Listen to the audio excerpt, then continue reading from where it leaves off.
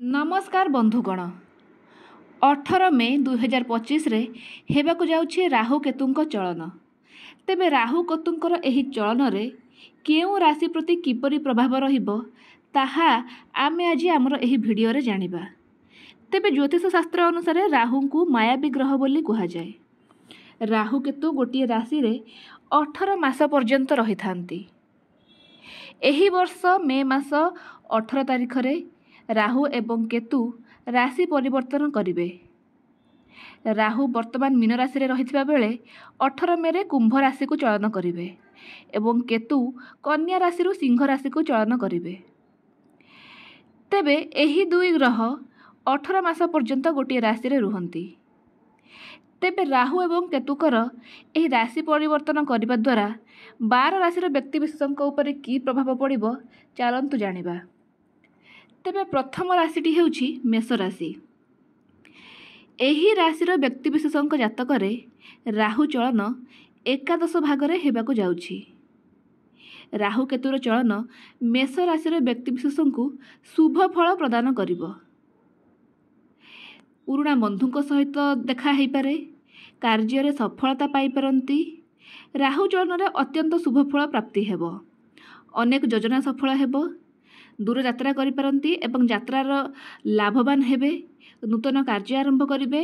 विशेष करी जे माने माली मकद्दमा रे जड़ित थिले से माने माली मकद्दमारू मुक्ति पाइबे।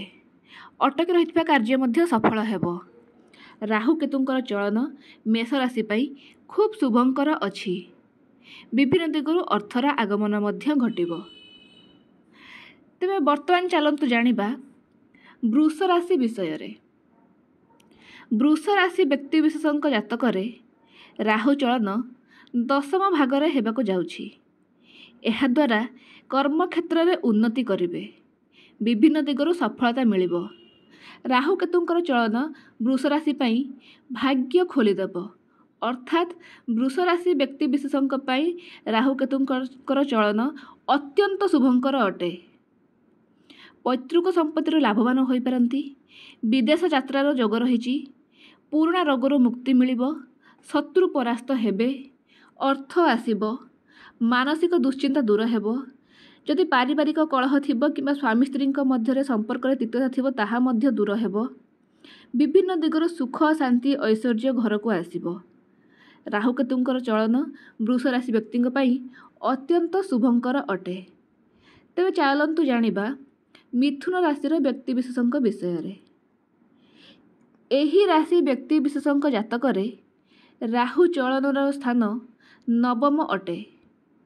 एहा द्वारा व्यक्ति भाग्य व धर्मर विचार करिवे। भाग्यर साथ मिलिबो। दूर यात्रार जोग रहिछि एवं पुराणा बंधुक सहित मध्य देखा हेई पारे। मिथुन राशिंकर व्यक्ति विशेषकर राहु एवं केतु चलन रे शुभ फल मिलिबो। आसंतु एबे जानिबा कर्कट राशि व्यक्ति विशेषक विषय रे। एही राशि व्यक्ति विशेषक जातक रे राहु चलन अष्टम भाग रे हेबाकु जाउछि। एमानंकर धन खर्च जोग रहिछि। अर्थात अर्थ आसिबो किंतु संचय होई परिबो नाही। अर्थ खर्च होई जिवो बा व्यय होई जिवो। पैतृक संपत्ति को नहीं विवाद होई पारे। कर्कट राशि व्यक्ति विशेषकर राहु केतु चलन रे विशेष शुभफल प्राप्त हेउ नाही। एमाने माली मकद्दमा रे मध्य पड़ी पारंती। तेणु एमानंकु टिके सावधान होई चलिबार आवश्यकता रहिछि। एबे चलंतु जानिबा सिंह राशि व्यक्ति विशेषक विषय रे। एही राशि व्यक्ति विशेषक जातक रे राहुर चलन सप्तम भाग रे हेबाकु जाउछि। एहा द्वारा विवाहर जोग आसिथाए। सिंह राशिर व्यक्ति मानंकु राहु केतु चलन रे मिश्रित फल मिलिबो। व्यवसायर विस्तार हेबो। कर्म क्षेत्र रे मध्य शुभ फल मिलिबो। एबे जानिबा कन्या राशि व्यक्ति विशेषक विषय रे। एही राशि व्यक्ति विशेषक जातक रे राहु चलन षष्ठ भाग रे हेबाकु जाउछि। एमानंकु राहु केतु चलनर उत्तम फल मिलिबो। चाकरी रे उन्नति हेबो। विद्यार्थी माने परीक्षा रे भल प्रदर्शन करिवे। वैदेशिक संपर्क लाभ मिलिबो। विदेश जीवार सुजोग रहिछि। କର୍ମକ୍ଷେତ୍ରରେ ମଧ୍ୟ ସମ୍ମାନ ମିଳିବ। ଏହାଛଡ଼ା ବାଣିଜ୍ୟ ବ୍ୟବସାୟରେ ମଧ୍ୟ ଲାଭ ହେବ। ବିଭିନ୍ନ ଦିଗରୁ ଅର୍ଥ ମଧ୍ୟ ଆସିବ। କନ୍ୟା ରାଶିମାନେ ରାହୁ କେତୁ ଚଳନରେ ଶୁଭ ଫଳ ପ୍ରାପ୍ତ କରିବେ। ଏବେ ଚାଲନ୍ତୁ ଜାଣିବା ତୁଳା ରାଶି ବିଷୟରେ।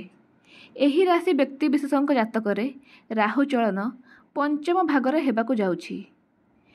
ଏହାଦ୍ୱାରା ଏମାନଙ୍କର ଶିକ୍ଷା, ବୁଦ୍ଧି ଓ ସନ୍ତାନ ଭାଗରେ ଉନ୍ନତି ହେବ। ଅର୍ଥାତ୍ ବିଦ୍ୟାର୍ଥୀମାନେ ଭଲ ପ୍ରଦର୍ଶନ କରିବେ। ସନ୍ତାନମାନଙ୍କର ମଙ୍ଗଳ ହେବ। ଯଦି ଆପଣଙ୍କ ପିଲାମାନେ ଆପଣଙ୍କ କଥା ମାନୁନଥାନ୍ତି ତେବେ ସେମାନେ ମଧ୍ୟ ଆପଣଙ୍କ କଥା ମାନିବା ଆରମ୍ଭ କରିବେ। ଅର୍ଥାତ୍ ସେମାନେ କୁବାଟରୁ ସୁବାଟକୁ ଫେରି ଆସିବେ। ଟଙ୍କା ନିବେଶ କରି ଲାଭବାନ ହେବେ। ବିଭିନ୍ନ ଦିଗରୁ ଅର୍ଥ ଆସିବ। ନୂଆ ବ୍ୟବସାୟ ଆରମ୍ଭ କରିବାର ସୁଯୋଗ ରହିଛି।